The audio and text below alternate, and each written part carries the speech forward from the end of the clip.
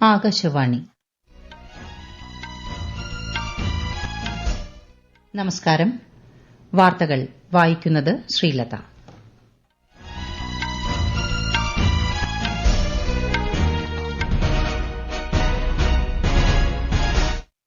പ്രധാന വാർത്തകൾ. G20 ഉച്ചകോടിക്ക് ബ്രസീലിലെ റിയോ ഡി ജനീറോയിൽ തുടക്കം. ഉച്ചകോടിയിൽ പ്രധാനമന്ത്രി നരേന്ദ്രമോദി പങ്കെടുക്കും. നിയമസഭാ തെരഞ്ഞെടുപ്പിന് 2 ദിവസം ബാക്കി നിൽക്കെ മഹാരാഷ്ട്രയിലും ഝാർഖണ്ഡിലും പരസ്യപ്രചാരണം ഇന്ന് അവസാനിക്കും. ഉപതെരഞ്ഞെടുപ്പ് നടക്കുന്ന പാലക്കാട് കൊട്ടിക്കലാശം ഗംഭീരമാക്കാനൊരുങ്ങി മുന്നണികൾ. ശ്രീലങ്കയിൽ പുതിയ മന്ത്രിസഭ ഇന്ന് സത്യപ്രതിജ്ഞ ചെയ്തു. മന്ത്രിസഭയിൽ 22 അംഗങ്ങൾ. ഹരിണി അമരസൂര്യ പ്രധാനമന്ത്രി. ലക്സംബർഗിൽ നടന്ന GT ഓപ്പൺ അമ്പെയ്ത്ത് മത്സരത്തിന്റെ വനിതാ കോമ്പൌണ്ട് ഇനത്തിൽ സ്വർണ്ണ നേട്ടവുമായി ഇന്ത്യയുടെ ജ്യോതി സുരേഖ വെണ്ണം. വാർത്തകൾ വിശദമായി. ബ്രസീലിലെ റിയോ ഡി ജനീറോയിൽ നടക്കുന്ന G20 ഉച്ചകോടിയിൽ പ്രധാനമന്ത്രി നരേന്ദ്രമോദി ഇന്ന് പങ്കെടുക്കും. നൈജീരിയൻ സന്ദർശനം പൂർത്തിയാക്കിയാണ് പ്രധാനമന്ത്രി ബ്രസീലിലെത്തിയത്. G20 ഉച്ചകോടിയിൽ വിവിധ ആഗോള വിഷയങ്ങളിൽ ഇന്ത്യയുടെ നിലപാടുകൾ പ്രധാനമന്ത്രി അവതരിപ്പിക്കും. ഉച്ചകോടിയിൽ പങ്കെടുക്കാനെത്തുന്ന രാഷ്ട്രതലവന്മാരുമായും ശ്രീ മോദി കൂടിക്കാഴ്ച നടത്തും. ഇന്നും നാളെയുമായി നടക്കുന്ന ഉച്ചകോടിയിൽ US president Joe Biden, Chinese president Xi Jinping തുടങ്ങിയവരും പങ്കെടുക്കുന്നുണ്ട്. ത്രിരാഷ്ട്ര സന്ദർശനത്തിന്റെ അവസാന പാദത്തിൽ പ്രധാനമന്ത്രി ഗയാനയിലെത്തും.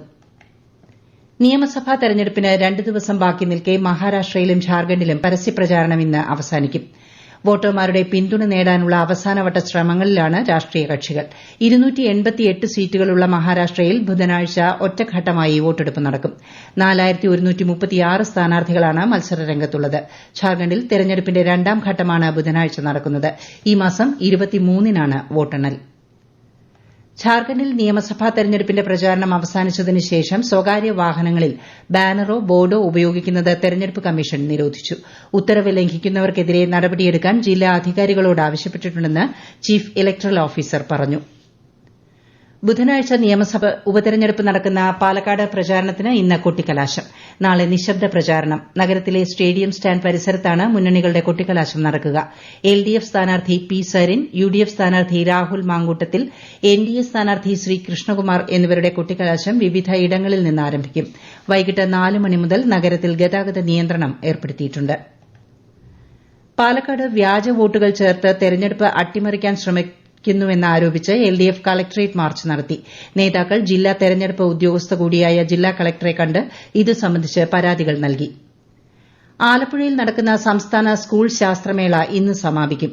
മലപ്പുറം ജില്ലയാണ് നിലവിൽ മുന്നിൽ. കണ്ണൂർ 2ാമതും തൃശൂർ 3ാം സ്ഥാനത്തുമുണ്ട്.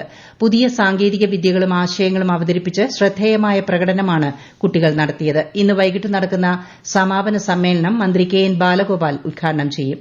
മന്ത്രിമാരായ V ശിവൻകുട്ടി, സജി ചെറിയാൻ, P പ്രസാദ് എന്നിവർ പങ്കെടുക്കും.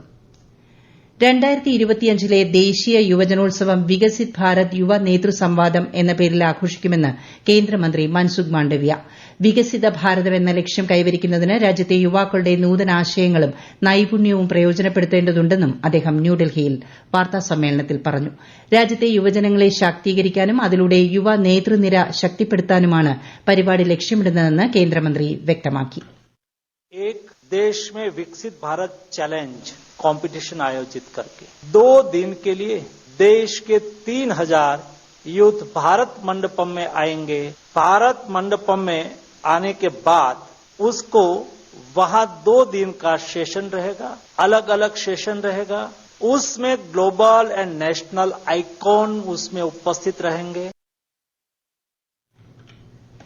മണിപ്പൂരിൽ സംഘർഷാവസ്ഥ തുടരുന്ന സാഹചര്യത്തിൽ കേന്ദ്ര ആഭ്യന്തരമന്ത്രി അമിത്ഷായുടെ നേതൃത്വത്തിൽ ഇന്ന് വിശദമായ യോഗം ചേരുമെന്ന് സൂചന. സംസ്ഥാനത്തെ സുരക്ഷാ സ്ഥിതിഗതികൾ കേന്ദ്ര ആഭ്യന്തരമന്ത്രി ഇന്നലെ അവലോകനം ചെയ്തിരുന്നു. മണിപ്പൂരിൽ ക്രമസമാധാനം പുനഃസ്ഥാപിക്കുന്നതിന് ആവശ്യമായ നടപടികൾ സ്വീകരിക്കാൻ സുരക്ഷാ സേനയ്ക്ക് നിർദ്ദേശം നൽകിയതായി ആഭ്യന്തര മന്ത്രാലയം അറിയിച്ചു. മുതിർന്ന ഇന്ത്യൻ ഇൻഫർമേഷൻ സർവീസ് ഓഫീസറും മുൻ രാഷ്ട്രപതി APJ അബ്ദുൽ കലാമിന്റെ പ്രസ് സെക്രട്ടറിയുമായിരുന്ന SM ഖാൻ അന്തരിച്ചു. 67 വയസ്സായിരുന്നു. 1982 ബാച്ച് IAS ഉദ്യോഗസ്ഥനായ SM Khan DD news director general പദവി വഹിച്ചിട്ടുണ്ട്. പ്രസ് ഇൻഫർമേഷൻ ബ്യൂറോ, RNI ഉൾപ്പെടെയുള്ള ഇടങ്ങളിലും സേവനമനുഷ്ഠിച്ചിട്ടുണ്ട്. ഈ വാർത്തകൾ ആകാശവാണിയിൽ നിന്ന്. ആകാശവാണി വാർത്തകളും വാർത്താധിഷ്ഠിത പരിപാടികളും all India radio news Thiruvananthapuram YouTube ചാനലിലും @all India radio news Thiruvananthapuram Facebook പേജിലും AR News_ തിരുവനന്തപുരം ഇൻസ്റ്റഗ്രാം അക്കൌണ്ടിലും @AR News_TVM X ഹാൻഡിലും ലഭ്യമാണ്. വായു മലിനീകരണം അതീവ ഗുരുതരമായി തുടരുന്ന ഡൽഹിയിൽ ഇന്നു മുതൽ ഗ്രേഡഡ് റെസ്പോൺസ് ആക്ഷൻ പ്ലാൻ 4 ഏർപ്പെടുത്താൻ തീരുമാനം. GRAP 4 പ്രകാരം മറ്റു സംസ്ഥാനങ്ങളിൽ നിന്നുള്ള വലിയ വാഹനങ്ങളുടെ പ്രവേശനം നിരോധിക്കും. എന്നാൽ അവശ്യ സാധനങ്ങൾ കൊണ്ടുപോകുന്നതും അവശ്യ സേവനങ്ങൾ നൽകുന്നതുമായ ട്രക്കുകൾക്ക് പ്രവേശനമുണ്ട്. CNG, ഇലക്ട്രിക് BS6 ഡീസൽ ട്രക്കുകളും അനുവദിക്കും. 10-12 ക്ലാസുകൾ ഒഴികെയുള്ള എല്ലാ വിദ്യാർത്ഥികൾക്കും നേരിട്ടുള്ള ക്ലാസുകൾ നിർത്തിവയ്ക്കാൻ ഡൽഹി സർക്കാർ തീരുമാനിച്ചു. ശ്രീലങ്കയിൽ പുതിയ മന്ത്രിസഭ ഇന്ന് സത്യപ്രതിജ്ഞ ചെയ്തു. പ്രസിഡന്റ് അനുര കുമാര ദിസനായകയുടെ സാന്നിധ്യത്തിലായിരുന്നു 22 അംഗ മന്ത്രിസഭയുടെ സത്യപ്രതിജ്ഞ. ഹരിണി അമരസൂര്യ ശ്രീലങ്കയുടെ പ്രധാനമന്ത്രിയായി തുടരും. ഇന്ത്യയുടെ വാർത്താവിനിമയ ഉപഗ്രഹമായ GSAT-20 നാളെ യുഎസിലെ കേപ്പ് കനാവറിൽ നിന്ന് വിക്ഷേപിക്കും. എലോൺ മസ്കിന്റെ ഉടമസ്ഥതയിലുള്ള സ്പേസ് എക്സിന്റെ ഫാൽക്കൺ 9 ആണ് വിക്ഷേപണം നടത്തുന്നതെന്ന് ISRO മേധാവി S. സോമനാഥ് അറിയിച്ചു. വിദൂര പ്രദേശങ്ങളിലേക്കുള്ള ഇന്റർനെറ്റ് കണക്ടിവിറ്റി ഉൾപ്പെടെ ഇന്ത്യയിലുടനീളം സുപ്രധാന സേവനങ്ങൾ ഇതിലൂടെ ലഭ്യമാകും. ഇന്ന് കുട്ടികൾക്കെതിരെയുള്ള ചൂഷണങ്ങൾ തടയുന്നതിനുള്ള ബോധവൽക്കരണ ദിനം. എല്ലാ വർഷവും നവംബർ 18-ന് കുട്ടികൾക്കെതിരെയുള്ള ലൈംഗിക ചൂഷണങ്ങൾ, അക്രമം, കുട്ടികളെ ദുരുപയോഗം ചെയ്യൽ തുടങ്ങിയവ തടയുന്നത് ലക്ഷ്യമിട്ട് ദിനാചരണം സംഘടിപ്പിക്കുന്നു. വളർന്നുവരുന്ന സാങ്കേതിക വിദ്യകളിലൂടെ കുട്ടികൾ നേരിടുന്ന ചൂഷണങ്ങളും അവ തടയാനുള്ള അവസരങ്ങളും എന്നതാണ് ഈ വർഷത്തെ പ്രമേയം. ദിനാചരണത്തിന്റെ പ്രാധാന്യത്തെക്കുറിച്ച് സംസ്ഥാന ബാലാവകാശ കമ്മീഷൻ അംഗം അഡ്വക്കേറ്റ് മോഹൻകുമാർ ആകാശവാണിയോട്. കൂട്ടുകുടുംബ വ്യവസ്ഥയിൽ നിന്ന് അണുകുടുംബ വ്യവസ്ഥയിലേക്ക് മാറി ആ അണുകുടുംബ വ്യവസ്ഥയിൽ നിന്നുകൊണ്ട് മാതാപിതാക്കളുടെ വേണ്ടത്ര സംരക്ഷണം കുട്ടികൾക്ക് കിട്ടാതിരിക്കുകയും അതുപോലെ തന്നെ കുട്ടികളുമായുള്ള ചൈൽഡ് ഫ്രണ്ട്ലി അപ്രോച്ച് പലപ്പോഴും പല കുടുംബങ്ങളിൽ നിന്ന് ഉണ്ടാകാതിരിക്കുന്ന സാഹചര്യം നമ്മൾ കണ്ടുകൊണ്ടിരിക്കുകയാണ്. ഒരു ബാലസൌഹൃദ അന്തരീക്ഷം നമ്മുടെ കുടുംബങ്ങളിൽ വളർത്തിയെടുത്തെങ്കിൽ മാത്രമേ കുട്ടികളെ നേർവഴിക്ക് നമുക്ക് നയിക്കാൻ വേണ്ടി കഴിയുള്ളൂ. ലക്സംബർഗിൽ നടന്ന GT ഓപ്പൺ അമ്പെയ്ത്ത് മത്സരത്തിന്റെ വനിതാ കോമ്പൌണ്ട് ഇനത്തിൽ ഇന്ത്യയുടെ ജ്യോതി സുരേഖ വെണ്ണം സ്വർണം നേടി. നിലവിലെ ഏഷ്യൻ ഗെയിംസ് ചാമ്പ്യനായ ജ്യോതി ആദ്യമായാണ് GT ഓപ്പണിൽ മത്സരിക്കുന്നത്. അതേസമയം പുരുഷന്മാരുടെ കോമ്പൌണ്ട് ഇനത്തിൽ അഭിഷേക് വെള്ളി മെഡൽ സ്വന്തമാക്കി. നെതർലാൻഡ്സിന്റെ മൈക്സ് ക്ലോറസനാണ് സ്വർണം. ഓസ്ട്രേലിയയ്ക്കെതിരെ ഈ മാസം 22-ന് പെർത്തിൽ ആരംഭിക്കുന്ന ബോർഡർ ഗാവസ്കർ ട്രോഫിയുടെ ഉദ്ഘാടന മത്സരത്തിൽ ഇന്ത്യയുടെ ടെസ്റ്റ് ക്യാപ്റ്റൻ രോഹിത് ശർമ്മ കളിക്കില്ല. പകരം വൈസ് ക്യാപ്റ്റൻ ജസ്പ്രീത് ബുംറ ടീമിനെ നയിക്കും. ഫീൽഡിംഗ് പരിശീലനത്തിനിടെ കൈവിരലിന് പരിക്കേറ്റ ഓപ്പണർ ശുഭ്മാൻ ഗില്ലും ആദ്യ ടെസ്റ്റിലുണ്ടാകില്ല.